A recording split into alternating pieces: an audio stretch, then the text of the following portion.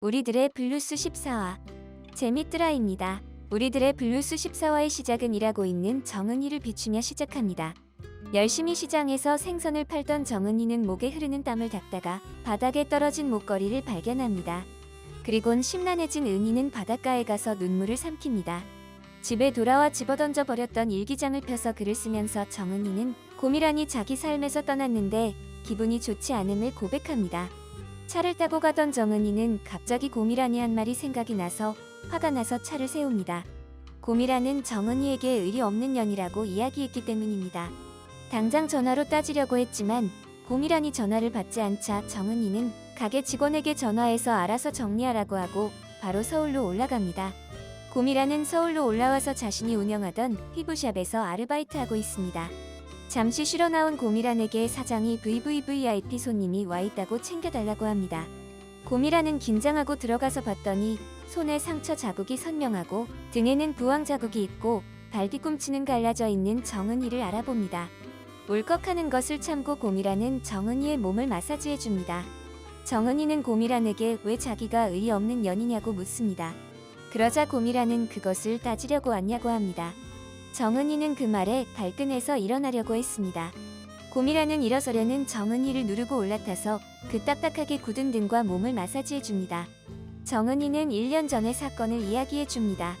그러자 곰이란은 방호식에게 들었던 자신의 만행을 이야기하면서 스스로에게 욕했다고 이야기합니다. 정은이가 의리가 없는 것은 섭섭한 것이 있으면 달려와서 머리채를 잡아야지 남처럼 원한을 품고 지나가려고 했기 때문이라고 눈물로 이야기합니다. 곰이란은 3번 이혼하고 친정에서도 등을 돌리고 딸도 등을 돌리고 오로지 정은이밖에 의지할 사람이 없었습니다. 곰이란에게 은희밖에 없었던 것입니다. 은희는 곰이란과 그렇게 화해합니다. 친한 친구는 서로 툭 터놓고 이야기하는 사이이지 참고 원한을 품는 사이가 아닙니다. 장면이 바뀌며 영희가 보입니다. 영희는 다운증후군입니다. 영옥의 쌍둥이 언니입니다. 영희는 시설에서 청소합니다. 그리고 카페에서 카운터도 봅니다. 영희는 동생 영옥이를 기억하고 본인의 일상을 사진에 찍어 보내며 그리워합니다. 하지만 영옥은 영희를 피합니다. 기다리다 지친 영희가 제주도로 가려고 했던 적이 여러 번 돌봐주시던 장 선생님이 매번 파출소에서 데려옵니다. 영옥은 정준과 펜션에서 즐거운 시간을 보냅니다. 여느 연인처럼 서로 좋아서 떨어져 있지 못합니다. 그렇게 즐거운 한때를 보내고 돌아오던 길에 장 선생님의 연락을 받습니다. 내일 영희가 제주에 온다는 것입니다. 시설을 리모델링하느라 모두가 각자의 집으로 돌아가 있다가 와야 한다고 합니다. 영옥은 당황합니다. 그런데 정준이 영상 편지를 보냅니다. 대출받아 빌라를 살 건데 영옥이 봐줬으면 좋겠다는 것입니다.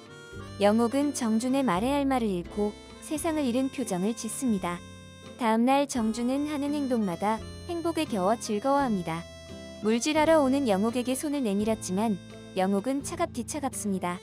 그리고 문자가 오기를 자신은 심각한 것 싫다고 그냥 선장과 해녀 사이로 돌아가자고 합니다. 정준은 그때부터 기분이 나빠져 버리고 맙니다. 물질을 마치고 정준은 영옥에게 기다리라고 했지만 영옥은 정준의 말을 무시하고 공항으로 갑니다. 공항 가던 영옥의 앞을 가로막던 정준에게 영옥은 언니 데리러 공항 가니 따라오라고 합니다. 영옥과 영희의 부모님은 화가셨습니다. 두 분 모두 고아였지만 첫눈에 반하여 서로 사랑해서 결혼했는데 다운증후군 영희와 영옥을 낳은 것입니다.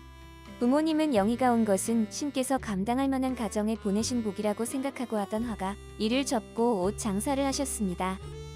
하지만 영옥이 12살 때 교통사고 돌아가시고 이모 집에 얹혀 살다가 영희의 이상행동으로 거기서 나와 배회하다가 장 선생님을 만나서 함께 생활할 수 있었던 것입니다. 영옥은 돈을 벌기 위해 떠난다고 이야기했지만 영희를 떠나고 싶어서 멀리 제주도까지 왔던 것입니다. 공항에서 정준은 처음 보는 영희를 보고 놀랐습니다. 영옥은 놀라는 정준을 보고 당연하듯 체념하듯 선을 긋고 집으로 옵니다. 오는 길에 영희가 화장실에 들러야 해서 해녀의 집에 잠시 들렀는데 거기에는 옥동 삼촌과 춘희 삼촌 그리고 혜자 삼촌 그리고 별이가 생선을 다듬고 있었습니다. 옥동 삼촌과 춘희 삼촌 혜자 삼촌은 영옥의 사정을 알고 있었기에 영희를 따뜻하게 받아주고 귀가 안 들리는 별이는 영희와 친구가 되어줍니다.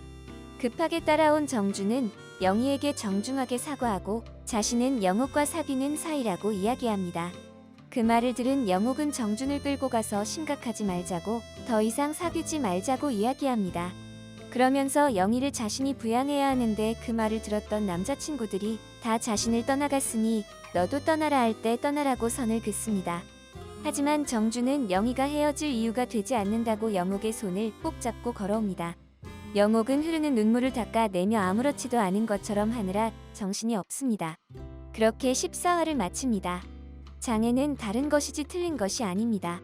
장애가 있는 분들과 가족인 분들이 겪는 어려움을 우리는 모두 이해해야 합니다. 장애가 있는 그들도 사람이고 행복하게 살 권리가 있습니다.